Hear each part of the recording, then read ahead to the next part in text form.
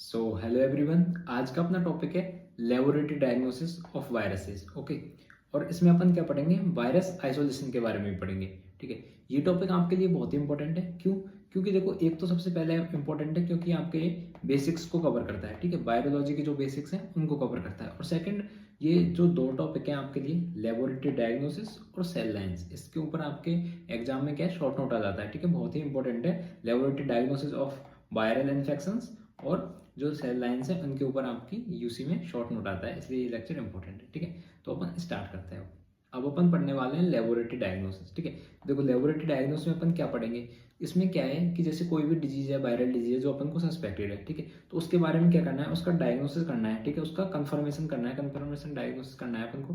तो उसके लिए क्या करेंगे, अपन लेबोरेटरी डायग्नोसिस करेंगे। ठीक है, वायरस का लेबोरेटरी डायग्नोसिस करने के लिए अपने पास 5 मेथड्स होते हैं। ठीक है, कितने मेथड्स होते हैं, 5 मेथड्स होते हैं। ठीक है, अब जब आप सिस्टेमिक माइक्रो पढ़ोगे तो कोई भी डिजीज पढ़ोगे, जैसे वायरल, कोई भी वायरल डिजीज पढ़ोगे तो सारे के सारे वायरल डिजीज में यही सेम लेबोरेटरी डायग्नोसिस आप पढ़ने वाले हो, इन्हीं पॉइंट्स को आप पढ़ोगे। ठीक है, तो इस लेक्चर को ध्यान से देखना आगे। ठीक है, देखो लेबोरेटरी डायग्नोसिस ऑफ वायरसेस, इसमें अपन 5 स्टेप्स पढ़ते हैं। ठीक है, 5 मेथड्स इसके पढ़ते हैं। सबसे पहला है डायरेक्ट डेमोन्स्ट्रेशन ऑफ वायरसेस। ठीक है, सबसे पहले क्या करेंगे अपन, डायरेक्ट डेमोन्स्ट्रेशन। अब डायरेक्ट डेमोन्स्ट्रेशन ऑफ वायरसेस का मतलब है कि किसी भी सैंपल से अपन वायरस को डायरेक्ट डेमोन्स्ट्रेट करेंगे, डायरेक्टली देख लेंगे। ठीक है, अब कोई भी सैंपल, जैसे मान लिया अपन ने कोई भी सैंपल लिया, जैसे पस सैंपल लिया या फिर स्पुटम, ठीक है, पस, स्पुटम या फिर सीएसएफ, तो इसमें क्या करेंगे, इसमें अपन डायरेक्टली ही वायरस को देख लेंगे। ठीक है, तो उसको बोलते हैं डायरेक्ट डेमोन्स्ट्रेशन। अब डायरेक्ट डेमोन्स्ट्रेशन अपने लिए क्यों बेनिफिशियल है, क्योंकि बहुत ही कम टाइम में अपन जो है वायरस को डिटेक्ट कर पाते हैं, इसलिए अपन क्या करते हैं, डायरेक्ट डेमोन्स्ट्रेशन करते हैं। ठीक है, तो देखो सबसे पहला है इलेक्ट्रॉन माइक्रोस्कोपी से अपन डायरेक्ट डेमोन्स्ट्रेशन कर सकते हैं। अब इलेक्ट्रॉन माइक्रोस्कोपी से क्या हो सकता है कि इलेक्ट्रॉन माइक्रोस्कोपी से अपन इस सैंपल में क्या करेंगे, डायरेक्ट ही देख सकते हैं वायरस को। अब कैसे देख सकते हैं, क्योंकि डिफरेंट वायरस जो होते हैं वो डिफरेंट शेप के होते हैं। ठीक है, जैसे कि अपने पास आता है rabies virus. Okay, rabies virus, तो रेबीज वायरस कैसा होता है, रेबीज वायरस जो होता है बुलेट शेप्ड का। ठीक है, बुलेट शेप का होता है। तो इलेक्ट्रॉन माइक्रोस्कोपी से अपन को क्या होगा कि सैंपल में डायरेक्ट ही दिख जाएगा वायरस। ओके, तो इसलिए अपन इलेक्ट्रॉन माइक्रोस्कोपी से देख पाएंगे। ठीक है, सेकंड है फ्लोरोसेंट माइक्रोस्कोपी। अब देखो फ्लोरोसेंट माइक्रोस्कोपी क्या है, वायरस को डायरेक्ट तो नहीं देख सकती, लेकिन क्या होगा, कोई भी अपन एंटीबॉडी जो है यूज करेंगे। ठीक है, एंटीबॉडी यूज करेंगे किसी वायरस के अगेंस्ट, और ये एंटीबॉडी जाके क्या होगी, एंटीजन से चिपक जाएगी। ठीक है, एंटीजन चिपक जाएगी। अब वायरस क्या है, वायरस एक एंटीजन है, या फिर वायरस का कोई प्रोटीन होगा जो एंटीजन होगा। ठीक है, तो ये एंटीबॉडी क्या है, इस एंटीजन से जाके चिपक जाएगी। ठीक है, यहाँ पे एक चीज समझने वाली है कि ये जो एंटीबॉडी अपन डाल रहे हैं, ठीक है, पेशेंट के सैंपल में, ठीक है, जो एंटीजन से जाके चिपकेगी, इस एंटीबॉडी से क्या होता है, इस एंटीबॉडी से फ्लोरिसेंट डाई जो है टैग्ड रहती है, मतलब फ्लोरिसेंट डाई इस एंटीबॉडी से जुड़ी होती है। ठीक है, अब फ्लोरिसेंट डाई क्या करती है, फ्लोरिसेंट डाई जो है कम वेवलेंथ की लाइट को ज्यादा वेवलेंथ की लाइट में कन्वर्ट कर देती है, और ये जो एंटीजन है, ये एंटीजन अपन को अच्छे से दिख जाएगा। ठीक है, अच्छे से क्या हो जाएगा, विजिबल हो जाएगा। ठीक है, फ्लोरिसेंट माइक्रोस्कोपी के ऊपर आपके शॉर्ट नोट भी आता है, इसके ऊपर मैंने अलग से एक लेक्चर बनाया हुआ है, बस आप यहाँ पे याद रखो कि फ्लोरिसेंट डाई से टैग्ड जो है एंटीबॉडी अपन पेशेंट के सैंपल में डालेंगे, जो जाके जो वायरस है उसके एंटीजन से जाके जुड़ेगी, तो अपन को पता लग जाएगा। ठीक है, वायरस के बारे में। तो ऐसे अपन फ्लोरिसेंट माइक्रोस्कोपी का यूज कर सकते हैं यहाँ पे। ठीक है, नेक्स्ट है लाइट माइक्रोस्कोपी। ठीक है, अब लाइट माइक्रोस्कोपी का अपन कैसे यूज करते हैं, लाइट माइक्रोस्कोपी का यूज अपन करते हैं हिस्टोपैथोलॉजिकल स्टैनिंग से, अपन इंक्लूजन बॉडीज को देखते हैं। ठीक है, अब वायरस की इंक्लूजन बॉडीज को देखते हैं। देखो, अब वायरस की इंक्लूजन बॉडीज को देखते हैं, इसका मतलब क्या है यहाँ पे। ठीक है, अब वायरस क्या होता है, जैसे वायरस कोई सेल के अंदर एंटर करेगा। ठीक है, वायरस कोई सेल के अंदर एंटर किया, तो यहाँ पे क्या होता है, ये रेप्लिकेट करता है। ठीक है, वायरस रेप्लिकेट करता है, तो बहुत ही ज्यादा रेप्लिकेट करता है, मल्टीप्लाई होता रहता है। तो वहां पे क्या, वायरस का कुछ मटेरियल जो है सेल के अंदर जमा हो जाता है। ठीक है, सेल के अंदर डिपॉजिट हो जाता है, उसी को अपन क्या बोलते हैं, इंक्लूजन बॉडीज बोलते हैं। ठीक है, उसी को अपन क्या बोलते हैं, यहाँ पे इंक्लूजन बॉडीज बोलते हैं। समझ में आ गया। तो इंक्लूजन बॉडीज क्या है, हर वायरस की यूनिक प्रॉपर्टी है, अलग अलग वायरस में अलग अलग यूनिक जो है इंक्लूजन बॉडीज होती है। जैसे रेबीज वायरस है, ठीक है, रेबीज वायरस में जो इंक्लूजन बॉडीज होती है उसको अपन बोलते हैं नेगरी बॉडीज। क्या बोलते हैं अपन, नेगरी बॉडीज बोलते हैं। ठीक है, नेगरी बॉडीज। ओके, और ये नेगरी बॉडीज क्या होती है, या फिर ये इंक्लूजन बॉडीज क्या होती है, या तो साइटोप्लाज्म के अंदर होंगी सेल के, या फिर न्यूक्लियस के अंदर होंगी, दोनों जगह पे ही मिल सकती है। ठीक है, या फिर दोनों जगह पे या फिर एक जगह पे मिल सकती है, जैसे न्यूक्लियस में हो सकती है और साइटोप्लाज्म में हो सकती है। ठीक है, जैसे रेबीज वायरस में नेगरी बॉडीज, तो ये नेगरी बॉडीज क्या है, अपन को लाइट माइक्रोस्कोप से देख सकते हैं। ठीक है, अब अपने पास आता है डिटेक्शन ऑफ वायरल एंटीजन और डिटेक्शन ऑफ स्पेसिफिक एंटीबॉडीज। अब देखो कोई भी वायरस है, ठीक है, अब कोई वायरस है तो ये क्या है, ये एक एंटीजन की तरह ही काम करेगा बॉडी में। या तो ये वायरस पूरा का पूरा खुद एंटीजन की तरह काम करेगा, होल वायरस, या फिर इसका कोई प्रोटीन पार्ट होगा, ठीक है, इसका कोई पार्ट होगा, प्रोटीन पार्ट, जो एंटीजन की तरह काम करेगा, ठीक है। तो उस एंटीजन को अपन डिटेक्ट कर सकते हैं एलाइजा से, डायरेक्ट इम्यूनोफ्लोरेसेंस टेस्ट से, ठीक है। अभी आप यहाँ पे बस नाम याद रखो, बाकी एलाइजा के ऊपर भी मैंने वीडियो बना रखा है, आप वहां से जाके देख सकते हो। एलाइजा के ऊपर भी आपके लॉन्ग क्वेश्चन और शॉर्ट नोट आता है यूनिवर्सिटी एग्जाम में, ठीक है। देखो ये अपन को एंटीजन का पता लग गया कि वायरस का अपन एंटीजन देख सकते हैं, या तो वायरस कंप्लीट वायरस एंटीजन की तरह काम करेगा, या फिर उसका कोई पार्ट जो एंटीजन की तरह काम करेगा। सेकंड है डिटेक्शन ऑफ स्पेसिफिक एंटीबॉडीज, ठीक है। अब देखो वायरस अपने अंदर आ गया, ठीक है, तो वो एंटीजन की तरह काम करेगा, तो बॉडी उसके अगेंस्ट एंटीबॉडीज बनाएगी, ठीक है। तो अपन एंटीबॉडीज डिटेक्ट कर सकते हैं वायरस के अगेंस्ट, ठीक है। अब देखो जैसे एग्जाम्पल के लिए पहले अपन एक बार अपन ने एंटीजन का एग्जाम्पल नहीं पढ़ा था, तो अपन एंटीजन के लिए एग्जाम्पल देख लेते हैं।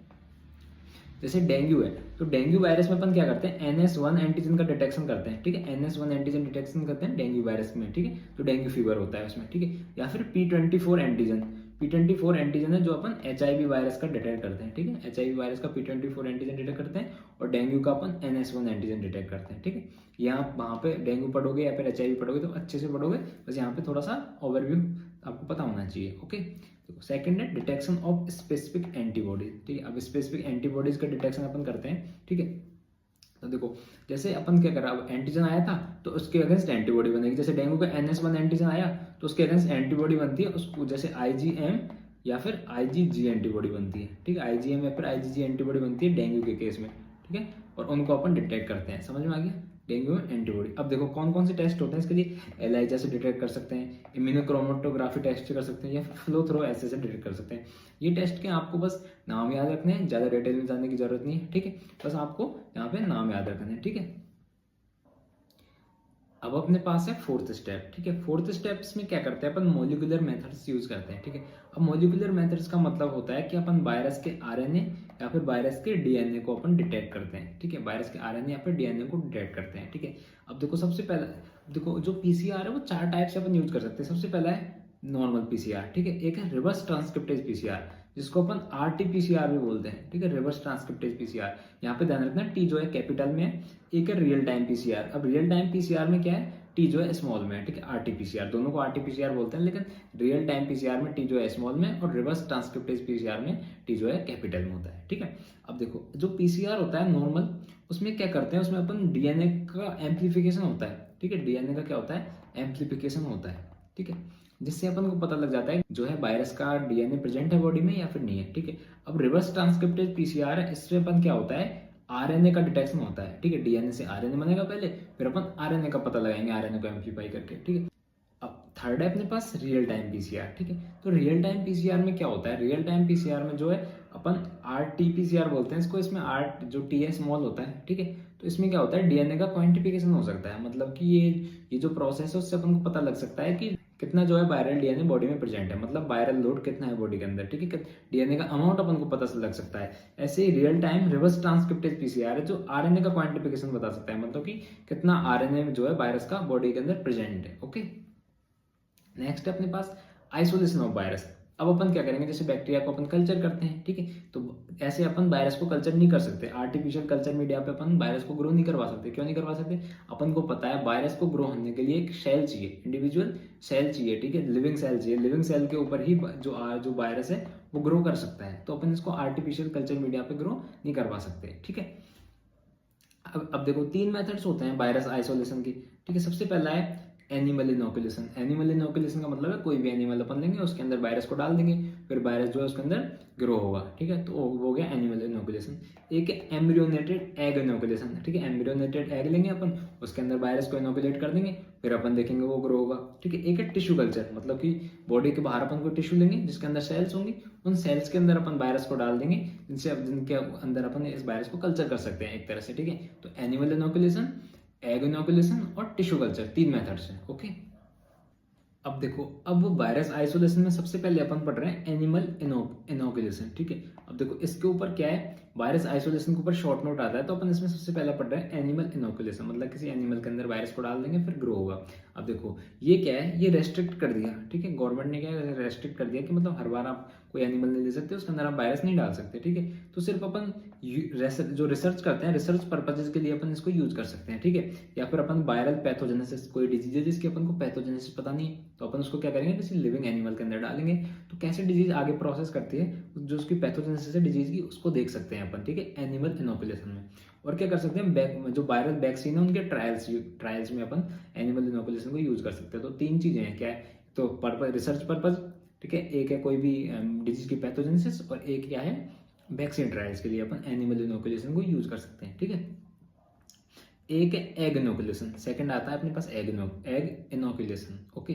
तो एग इनोकुलेशन में क्या है, देखो उसके 4 रूट्स होते हैं एग इनोकुलेशन के। सबसे पहला है कोरियो एलेंटॉइक मेम्ब्रेन। अब कोरियो एलेंटॉइक मेम्ब्रेन क्या होती है, जो एग का जो शेल है उसके जस्ट नीचे वाली जो मेम्ब्रेन होती है उसको बोलते हैं कोरियो एलेंटॉइक मेम्ब्रेन, ठीक है। सेकंड है एलेंटॉइक कैविटी, ठीक है, सेकंड है क्या है एलेंटॉइक कैविटी। ये देखो जो कोरियो एलेंटॉइक मेम्ब्रेन के जस्ट नीचे वो होती है एलेंटॉइक कैविटी। थर्ड है अपने पास एमनियोटिक कैविटी, ठीक है, ये हो गया अपने पास एमनियोटिक कैविटी। और एक होता है अपने पास यॉर्क सैक, ठीक है, ये हो गया अपने पास यॉर्क सैक। तो 4 रूट्स अपने पास एग इनोकुलेशन के, ठीक। देखो अब इनके अपन एग्जांपल्स पढ़ते हैं। सबसे पहला है कोरियो एलेंटॉइक मेम्ब्रेन। तो कोरियो एलेंटॉइक मेम्ब्रेन में जिन वायरसेस को अपन इनोकुलेट करते हैं वो है पोक्स वायरस और हर्पीज सिम्प्लेक्स वायरस, ठीक है, पोक्स वायरस और हर्पीज सिम्प्लेक्स वायरस, ठीक है। एक है एमनियोटिक कैविटी। तो एमनियोटिक कैविटी में अपन जो है इनोकुलेट करते हैं वो है इन्फ्लुएंजा ए और पैरा इन्फ्लुएंजा वायरस। कौन कौन से हो गए, इन्फ्लुएंजा ए वायरस और para influenza virus, okay. Next है एलेंटॉइक कैविटी। तो एलेंटॉइक कैविटी में अपन जो इनोकुलेट करते हैं वो है influenza virus, influenza B virus, ठीक है, इन्फ्लुएंजा टाइप बी वायरस। एक है mumps virus, Newcastle disease virus, ठीक है, न्यूकैस्टल डिजीज वायरस, ओके। एक है यॉर्कशेयर। तो यॉर्कशेयर में अपन कौन से वायरसेस को जो इनोकुलेट करते हैं वो है क्लेमाइडिया, रिकेट्सिया और हर्पीज वायरस। कौन कौन से, क्लेमाइडिया हो गया, रिकेट्सिया हो गया और हर्पीज वायरस हो गया अपने, ठीक है। तो 4 मेम्ब्रेन, जो 4 अपने पास रूट्स हो गए वायरस इनोकुलेशन के एम्ब्रियोनेटेड एग में। पहला हो गया chorio allantoic membrane, allantoic cavity, amniotic cavity, और एक क्या हो गया अपने पास यॉर्कशेयर, ओके। अब अपन नेक्स्ट पढ़ते हैं। थर्ड नंबर पे अपन पढ़ रहे हैं टिश्यू कल्चर, ठीक है। तो अपन ने क्या क्या देख लिया, एनिमल इनोकुलेशन देख लिया, एग इनोकुलेशन देख लिया। अब अपन पढ़ रहे हैं टिश्यू कल्चर, ठीक है। देखो टिश्यू कल्चर में क्या होगा, किसी भी टिश्यू के अंदर अपन वायरस को डालेंगे और वहां पे अपन ग्रो करवाएंगे वायरस को, ठीक है। उसके बाद उसकी स्टडी करेंगे, ठीक है, उसकी प्रॉपर्टीज की अपन स्टडी करेंगे, ओके। सबसे फर्स्ट है इसमें ऑर्गन कल्चर, सेकंड है एक्सप्लांट कल्चर और थर्ड है सेल लाइन कल्चर, ठीक है। तो देखो सबसे पहला है ऑर्गन कल्चर। तो ऑर्गन कल्चर में क्या करेंगे अपन, कोई भी फास्टिडियस वायरस है उसके लिए अपन ऑर्गन कल्चर यूज करेंगे। अब देखो फास्टिडियस वायरस का मतलब क्या होता है, फास्टिडियस वायरस ऐसे वायरस होते हैं जिनको ग्रो करने के लिए specific temperature, specific pH, specific चीजें जो है उसको ग्रो होने के लिए चाहिए, एक्स्ट्रा न्यूट्रिएंट्स चाहिए, ठीक है। तो स्पेशल कंडीशंस में जो वायरस ग्रो होता है उसको अपन बोलते हैं फास्टिडियस वायरस, और स्पेशल कंडीशंस में जो बैक्टीरिया ग्रो होता है उसको अपन बोलते हैं फास्टिडियस बैक्टीरिया, ठीक है। यहाँ पे क्या होता है, कुछ फास्टिडियस वायरस होते हैं उनको ग्रो करने के लिए अपन ऑर्गन कल्चर का यूज करते हैं, ठीक है। देखो सिंपल सी बात है, ऑर्गन जो है कल्चर के लिए अवेलेबल होना बहुत रेयर बात होती है, ठीक है। इसलिए अपन इसमें जो ऑर्गन है इसमें सिर्फ फास्टिडियस वायरसेस को ही कल्चर कर पाते हैं, ठीक है। देखो एग्जांपल के लिए ट्रैकियल रिंग जो होती है, ठीक है, ट्रैकियल रिंग यहाँ की, तो ट्रैकियल रिंग में क्या किसका अपन जो करते हैं, कोरोना वायरस का जो है आइसोलेशन करते हैं, किसका, कोरोना वायरस का आइसोलेशन करते हैं, ठीक है, किसमें, ट्रैकियल रिंग में। तो सबसे फर्स्ट हो गया अपने पास ऑर्गन कल्चर। अब सेकंड है एक्सप्लांट कल्चर, ठीक है, क्या सेकंड, एक्सप्लांट कल्चर। तो एक्सप्लांट कल्चर का मीनिंग क्या है, देखो कोई भी टिश्यू है तो टिश्यू का जो पीस है उसको अपन बोलते हैं एक्सप्लांट, ठीक है, टिश्यू है उसका पीस जो है उसको अपन बोलते हैं एक्सप्लांट। जैसे स्प्लीन का कोई पार्ट हो गया, ठीक है, तो उसको उसमें अपन क्या करते हैं, वायरस को कल्चर करते हैं तो उसको बोलते हैं एक्सप्लांट कल्चर, ठीक है। जैसे एडिनोइड, ठीक है, एडिनोइड का जो एक्सप्लांट है उसको यूज करते हैं अपन एडिनो वायरस के लिए, ठीक है, एडिनो वायरस के कल्चर के लिए एडिनोइड का एक्सप्लांट यूज करते हैं, ठीक है, एडिनोइड ग्लैंड का, ओके। ये जो है ये क्या हो गया, ये ऑब्सोलीट हो गया, मतलब आजकल अपन इसको यूज नहीं करते, ठीक है। तो एक्सप्लांट हो गया अपने पास और ऑर्गन कल्चर हो गया। थर्ड है सेल लाइन कल्चर, ठीक है। सेल लाइन कल्चर जो है ओनली मेथड है जो अभी अपन यूज कर सकते हैं। कौन सा हो गया, सेल लाइन कल्चर, ठीक है। सेल लाइन कल्चर के ऊपर आपके यूनिवर्सिटी एग्जाम में क्या है, शॉर्ट नोट आ सकता है, तो इसको आप अच्छे से पढ़ें, ओके। तो अभी अपन पढ़ रहे हैं कि सेल लाइन्स को कैसे बनाते हैं। देखो सेल लाइन्स कुछ नहीं होती, सेल लाइन जो है सेल्स की क्या है, एक कॉलोनी टाइप होती है ऐसे, ठीक है। तो उसमें अपन क्या करते हैं, उसमें अपन जो है वायरस को डाल देते हैं और इन वायरस जो है ये सेल्स में ग्रो होता है, उससे अपन को पता लगता है वायरस की प्रॉपर्टीज का, ठीक है, कैसे ग्रो हो रहा है, क्या कर रहा है, तो उससे अपन को वायरस के बारे में पता लगता है, ठीक है। तो अब देखो अपन सेल लाइन्स कैसे बनाते हैं अभी अपन देखते हैं, ठीक है। अब देखो अपन को कोई सेल चाहिए तो सेल कहाँ से मिलेगी, अपन को टिश्यू से मिलेगी, ठीक है, सिंपल सी बात है। सेल कहाँ से मिलेगी, अपन को टिश्यू से मिलेगी। तो ये अपन कोई टिश्यू लेंगे, ठीक है, टिश्यू को क्या करेंगे अपन कंप्लीटली डाइजेस्ट करवा देंगे, ठीक है, कंप्लीटली डाइजेस्ट करवा देंगे। किससे डाइजेस्ट करवा देंगे, प्रोटियोलाइटिक एंजाइम से, ठीक है। अब ये प्रोटियोलाइटिक एंजाइम्स क्या होते हैं, प्रोटीन का ब्रेक डाउन करते हैं, तो टिश्यू के कंप्लीट प्रोटीन का ब्रेक डाउन कर देंगे, ठीक है। और साथ में क्या करवाएंगे अपन, साथ में अपन शेकिंग करवाएंगे इसकी, ठीक है, शेक करेंगे इस टिश्यू को, मैकेनिकल शेकिंग, जिससे क्या हो जाएगा, ये टिश्यू जो है इंडिविजुअल सेल्स में कन्वर्ट हो जाएगा, ठीक है। टिश्यू जो इंडिविजुअल सेल्स में कन्वर्ट हो जाएगा, ठीक है। ऐसे एक एक सेल में जो ये टिश्यू जो है अपना कन्वर्ट हो जाएगा, ठीक है। इंडिविजुअल सेल्स जो यहाँ पे बन गई अपने पास। अब क्या करेंगे, अब अपन इन सेल्स को लेंगे और इन सेल्स को किस में डाल देंगे, वायरल ग्रोथ मीडियम में डाल देंगे। किसके अंदर डाल देंगे, वायरल ग्रोथ मीडियम, ठीक है।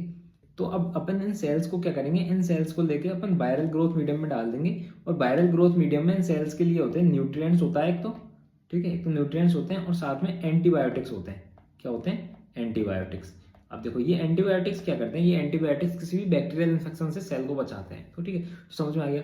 सबसे पहले अपन ने टिश्यू लिया, टिश्यू से अपन ने सेल बनाई। सेल कैसे बनाई, प्रोटियोलाइटिक एंजाइम्स उनको कंप्लीटली डाइजेस्ट किया और फिर मैकेनिकल शेकिंग करी, ठीक है। तो मैकेनिकल शेकिंग के बाद क्या हुआ, इंडिविजुअल सेल्स जो है सेपरेट हो गई। तो इंडिविजुअल सेल्स को अपन कहाँ डालेंगे, वायरल ग्रोथ मीडियम में डालेंगे, ठीक है। तो इन वायरल ग्रोथ मीडियम में अपन ने इंडिविजुअल सेल्स को डाल दिया, ओके। अब देखो, अब इस वायरल ग्रोथ मीडियम को और सेल्स को दोनों को अपन ने क्या किया, एक फ्लास्क के अंदर डाल दिया। इसको अपन बोलते हैं टिश्यू कल्चर फ्लास्क। इसको अपन क्या बोलते हैं, टिश्यू कल्चर फ्लास्क, ओके। अब टिश्यू कल्चर फ्लास्क के अंदर अपन ने पूरे मटेरियल को डाल दिया, किसको, वायरल ग्रोथ मीडियम को, और सेल्स को अपन ने इसमें डाल दिया, ठीक है। अब यहाँ पे क्या होता है, यहाँ पे जो सेल्स हैं वो इसकी जो बॉटम है उसके अंदर एक मोनोलेयर बना लेती है सेल्स की। क्या बना लेती है, मोनोलेयर टाइप ऐसे बना लेती है, ठीक है। तो सेल्स क्या करेंगी, सेल्स इसके बॉटम में क्या करेंगी, मोनोलेयर का फॉर्मेशन कर देगी। किसका फॉर्मेशन कर देगी, मोनोलेयर का। अब क्या होता है कि सेल्स जो डिवाइड करती रहती है और एक लेयर बना लेती है सेल्स की, जिसको अपन बोलते हैं मोनोलेयर ऑफ सेल्स, ठीक है। तो ये क्या हो गया, यहाँ पे मोनोलेयर ऑफ सेल्स बन गई, ठीक है। तो क्या होता है कि जो वायरस अपन को डालना है, जिस वायरस को अपन को कल्चर करना है, वो इस मोनोलेयर ऑफ सेल्स में ही अपन क्या करते हैं, डालते हैं, ठीक है। इंक्यूबेट, इस वायरस को जो है अपन इनोकुलेट करते हैं किसमें, जो सेल्स की मोनोलेयर है इसमें, ठीक है। अब क्या करेंगे, अब जो फ्लास्क है उसको हॉरिजॉन्टली रख देंगे अपन। कैसे रख देंगे, अब इस फ्लास्क को अपन जो है हॉरिजॉन्टली ऐसे, ठीक है, हॉरिजॉन्टली अपन इस फ्लास्क को इंक्यूबेट करते हैं, ठीक है। ऐसे यहाँ पे ये सेल्स रहेंगी और फ्लास्क को अपन जो है हॉरिजॉन्टली इंक्यूबेट करेंगे, ठीक है। इंक्यूबेशन का मतलब होता है कि स्पेसिफाइड कंडीशन, जो कंडीशंस में वायरस ग्रो हो सकता है उन कंडीशंस में उसको रख देना, ठीक है। तो इसको हॉरिजॉन्टली अपन इंक्यूबेट कर देंगे, ठीक है। अब दो तरह से इंक्यूबेट कर सकते हैं, एक तो अपन कर सकते हैं स्टेशनरी इंक्यूबेट, ठीक है, स्टेशनरी, ठीक है, जिसमें ये जो फ्लास्क है जो क्या रहेगा, स्टेबल रहेगा, ठीक है। फ्लास्क क्या रहेगा, स्टेबल रहेगा। एक अपने पास रोलिंग ड्रम, ठीक है, रोलिंग ड्रम।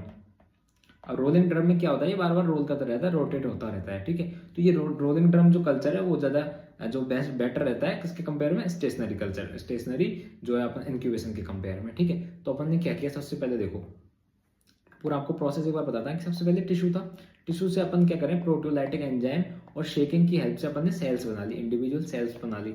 इंडिविजुअल सेल्स को अपन ने वायरल ग्रोथ मीडियम के अंदर डाल दिया। तो वायरल ग्रोथ मीडियम में क्या होते हैं, न्यूट्रिएंट्स होते हैं और एंटीबायोटिक्स होते हैं, ठीक है, न्यूट्रिएंट्स और एंटीबायोटिक्स होते हैं। अब ये जो वायरल ग्रोथ मीडियम है जिसमें सेल्स हैं उसको अपन टिश्यू कल्चर फ्लास्क में डाल देंगे। किसमें, टिश्यू कल्चर फ्लास्क के अंदर अपन ने डाल दिया। अब ये टिश्यू कल्चर फ्लास्क को अपन क्या करेंगे, हॉरिजॉन्टली इंक्यूबेट कर देंगे ऐसे, हॉरिजॉन्टली अपन ने इसको इंक्यूबेट कर दिया। अब इसको दो तरह से इंक्यूबेट कर सकते हैं, एक तो स्टेशनरी टाइप से, एक रोलर ड्रम टाइप से। अब स्टेशनरी टाइप में क्या रहता है, ये स्टेबल रहता है, और रोलिंग ड्रम में क्या है, ये रोल करता रहता है, बार बार रोटेट होता रहता है, ठीक है। इसमें क्या होता है, इसमें बेटर एरेशन मिल जाता है सेल्स को, ठीक है, अच्छे से सेल्स जो है इनको वेंटिलेशन टाइप एरेशन मिल जाता है, ठीक है। तो ये बेटर रहता है रोलिंग ड्रम, ओके। तो यहाँ तक अपन ने क्या हुआ, सेल लाइन्स अपने पास बन गई। जो मोनोलेयर बनती है सेल्स की, इस मोनोलेयर्स में ही अपन क्या करते हैं, वायरस को जो है सेल्स के अंदर इनोकुलेट करते हैं, ओके। अब देखो, अब है टाइप्स ऑफ सेल लाइन्स। देखो सेल लाइन्स जो है तीन टाइप्स की होती है। कितने टाइप्स की होती है, तीन टाइप्स की, based on origin, number of chromosomal characters, ठीक है, और maximum number of cell division they can do. मतलब जो सेल लाइन है वो अपन कहाँ से ओरिजिनेट हो रही है, कहाँ से अपन उसको ड्राइव कर रहे हैं, ठीक है, कौन से टिश्यू से दे रहे हैं, उसके बेसिस पे एक है नंबर ऑफ क्रोमोसोमल कैरेक्टर्स, ये अपन आगे बढ़ेंगे क्या होता है। एक है maximum number of cell division they can do, मतलब ये सेल्स जो है कितने नंबर तक डिवाइड कर सकती है, जैसे 10 डिवीजन कर सकती है, या फिर 5 डिवीजन कर सकती है, या फिर हमेशा डिवाइड करती ही रहेंगी, जैसे कैंसर सेल्स, ठीक है। तो अपन 3 टाइप में इसको डिवाइड कर सकते हैं। ओके, अब अपन आगे बढ़ते हैं। देखो, सबसे फर्स्ट है प्राइमरी सेल लाइन, ठीक है। तो प्राइमरी सेल लाइन जो है ड्राइव होती है नॉर्मल सेल से, ठीक है। नॉर्मल सेल कोई भी टिश्यू लिया अपन, जैसे अपन ने एडिनोइड लिया या फिर स्प्लीन लिया, ऐसे जो है नॉर्मल टिश्यू है, फ्रेशली जो अपन टिश्यू लेंगे उससे जो सेल लाइन ड्राइव होती है उसको बोलते हैं प्राइमरी सेल लाइन, ठीक है। मतलब कि प्राइमरी सेल लाइन जो है फ्रेशली टेकन टिश्यू से ड्राइव होती है। मैक्सिमम जो है 5 से 10 डिवीजन कर सकती है, 5 to 10 डिवीजन कर सकती है। ओके, कितने, 5 to 10 डिवीजन मैक्सिमम। उसके बाद ये सेल जो है डाई हो जाएंगे, उसके बाद ये डिवाइड नहीं करेंगे आगे, ठीक है। ये क्या है, मेंटेन करती है डिप्लॉयड कैरियोसोम को। डिप्लॉयड कैरियोसोम को मेंटेन करती है, इसका मतलब क्या है, देखो नॉर्मल अपन ने जो टिश्यू लिया है वो कैसा होता है, वो डिप्लॉयड होता है, ठीक है। तो ये जो सेल लाइन है इसमें भी जो टिश्यू जो है डिप्लॉयड ही रहेगा, ठीक है। इसमें भी जो सेल है वो डिप्लॉयड ही रहेगी, ठीक है, हैप्लॉयड नहीं होगी या फिर हाइपरप्लॉयड नहीं होगी, ठीक है। ये अपन को समझ में आ गया है, ठीक है। इसके एग्जांपल है मंकी किडनी सेल लाइन। क्या है, मंकी किडनी सेल लाइन, जिसको अपन यूज करते हैं आइसोलेशन ऑफ मिक्सोवायरस और एंटेरोवायरस के लिए। आइसोलेशन ऑफ मिक्सोवायरस और एंटेरोवायरस के लिए कौन सी cell line, monkey kidney cell line. आप नाम याद रखना, जब भी आप वायरल डिजीज पढ़ोगे तो आप बहुत बार सेल लाइन्स का नाम सुनोगे, बहुत कंफ्यूज होगे, तो इसलिए आप यही याद कर लें, ठीक है। सेकंड है चिक एम्ब्रियो सेल लाइन। कौन सी cell line, chick embryo cell line. तो मंकी किडनी सेल लाइन और चिक एम्ब्रियो सेल लाइन, ये क्या है, प्राइमरी सेल लाइन है। ओके, सेकंड आता है अपने पास सेकेंडरी या डिप्लॉयड सेल लाइन। सेकेंडरी या फिर डिप्लॉयड सेल लाइन, ये जो है डिवाइड हो सकती है 10 to 50 डिवीजन तक, ठीक है, 10 to 50 डिवीजन तक। और प्राइमरी कब कहाँ तक डिवाइड हो सकती थी, 5 to 10, ठीक है।